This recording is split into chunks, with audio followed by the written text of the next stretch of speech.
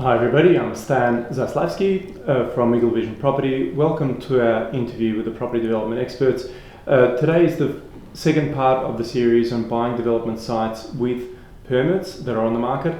And look, right now the market is really hot. There's lots of things around. A lot of developers, rather than proceeding to build, are putting their sites straight on the market with the permits and selling them. So we wanted to talk about how to review and assess them, and today's session will be all about the back of Matchbox. So the first stage, I guess, of that assessment. So Peter, how would you start to look at development sites like that?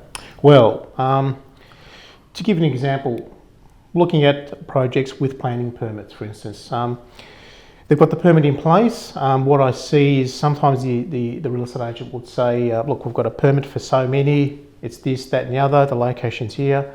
So what I normally do is trying to obtain the planning permits and also the plans, okay?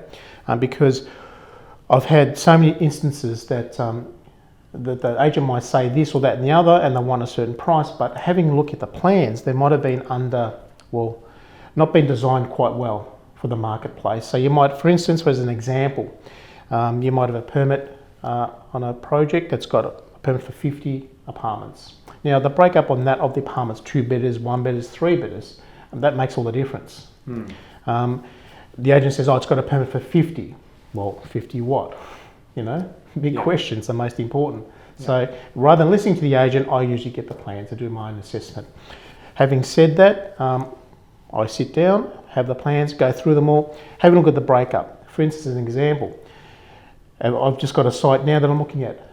It's got a permit for 53. The breakup is 24 1-bedders and the balance is 2-bedders. Now, this site doesn't seem to work quite well for the price they're asking. However, you are able to go back and amend these plans and take down the yield or make a big difference. As an example, this development has a 2-level basement parking, okay? My idea would be to take 1 level out, reducing the construction costs and changing the yield from 53 down to about 42, but having all 2-bedders or maybe just a few 1-bedders left.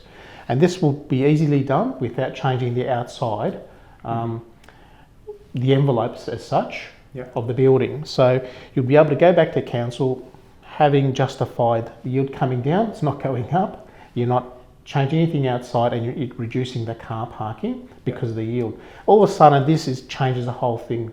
All of a sudden return on profit becomes much greater and a viable proposition. Yeah. So it's just the important example of you should obtain the plans, have a look at the plans thoroughly. And if you're able to get your consultant or an architect involved at that point, it might be a way to go too. Just to make up the most of the opportunity, because there is a lot of things out there, sites with planning permits that haven't been designed well. And there's a great example is this one that I'm working on at the moment that we're just about to acquire. Fantastic.